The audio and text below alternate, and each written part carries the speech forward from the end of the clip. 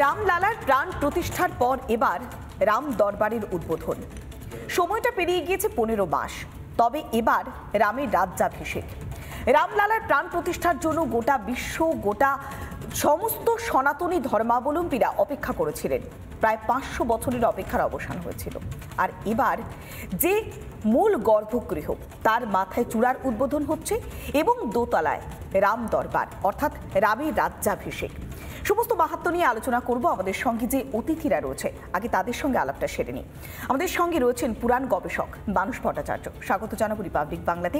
আমাদের সঙ্গে রয়েছেন দণ্ডী স্বামী রামানন্দ তীর্থ, স্বাগত জানাবো আপনাকেও। আমরা প্রথমে একটু দণ্ডী স্বামী রামানন্দ তীর্থর কাছে যাই। যে আমরা দেখেছিলাম যে রামলালার প্রাণ প্রতিষ্ঠা হয়েছিল, তার 15 মাস পর এবার রামের রাজ্যাভিষেক, রাম দরবারের উদ্বোধন হচ্ছে। এর মাহাত্ম্য কতখানি রয়েছে? আজকে পবিত্র দশহরা তিথি, গঙ্গা দশহরা। গঙ্গা মায়ের কন্যা আশীর্বাদ এবং কৃপা প্রার্থনা করে দুটি কথা বলি। দশহরা হচ্ছে এমন একটি তিথি যেদিনকে বটুকাদি ক্ষেত্রপালের পূজা করা হয়।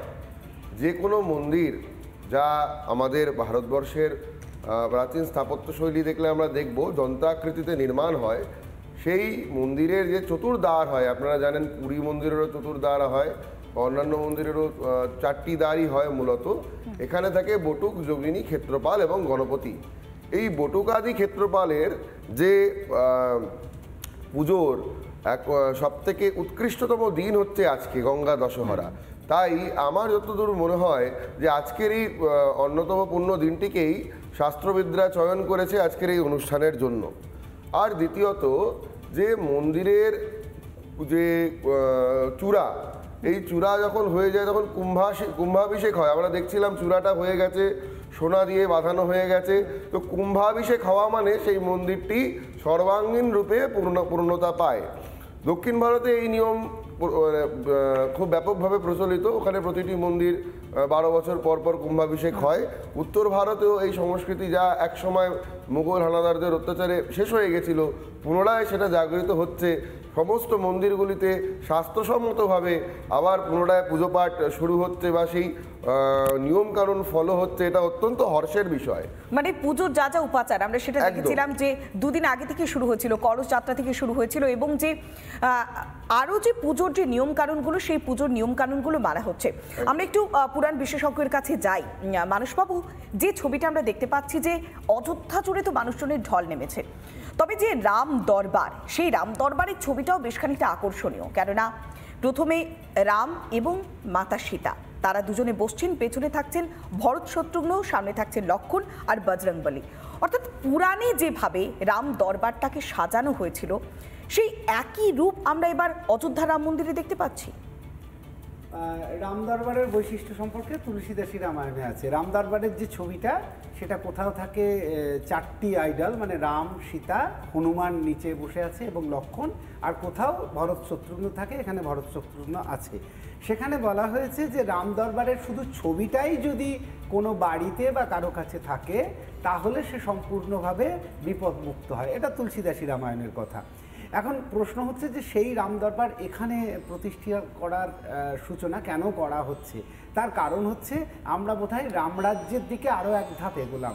রামরাজ্যর দিকে এগোলাম অর্থে এই নয় যে কোনো ধর্মরাজ্য বা কোনো নির্দিষ্ট রাজার শাসনেই নিয়ে আমাদের একটা ভুল ধারণা। মানে রামরাজ্য মানে আমরা সুশাসনের কথা বলতে চাইছি। রামরাজ্যের মানে রাম যেভাবে প্রজাহিতৈষী রাজা ছিলেন, তাই তো? রামরাজ্যের খুব স্পষ্ট সংজ্ঞায় বলা হয়েছে, প্রহিষ্ট মুদিত হিষ্ট লোক পুষ্ট তুষ্ট সুধার্মিক তৎসর্বং লোক শিক্ষা। মানে সহজ বাংলা করলে হয় যেখানে মানুষ খুশি থাকবে, হৃষ্ট থাকবে, পুষ্ট থাকবে, সুধার্মিক হবে, সেই রকম একটা রাষ্ট্রের ব্যবস্থা যেটা, সেটা হচ্ছে রামরাজ্য বাল্মীকি রামায়ণের ভাষায়।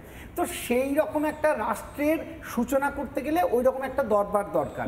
দ্বিতীয় হচ্ছে বাল্মীকি রামায়ণে বলা হয়েছে যে প্রেম এবং ফ্যামিলিয়ার, মানে সুন্দর একটা পরিবার, সুন্দর একটি রাষ্ট্র গঠনের সহায়ক। সেই জন্যে ওই রাম দরবারের যে চিত্র, সেখানে রাম আছে, সীতা আছে, মানে 4 ভাই, তারা পরস্পর মিলে আছে। মানে আমি খুব তুলনাত্মক যদি বলি, ঔরঙ্গজেব 4 ভাই ছিল, 3 ভাইকে মেরে দিয়েছিল, এটা একটা উদাহরণ। আর রামেরাও 4 ভাই ছিল, তারা 3 ভাই এক ভাই স্যাক্রিফাইস করেছিল, ত্যাগ করেছিল।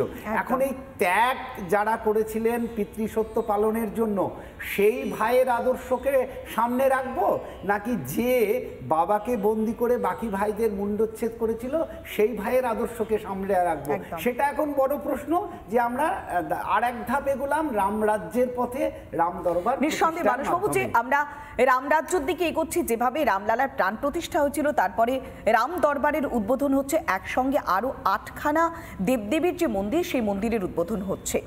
নানা ধরনের কন্টেন্ট দেখার জন্য লাইক করুন, শেয়ার করুন আমাদের ফেসবুক পেজ, সাবস্ক্রাইব করুন আমাদের ইউটিউব চ্যানেল।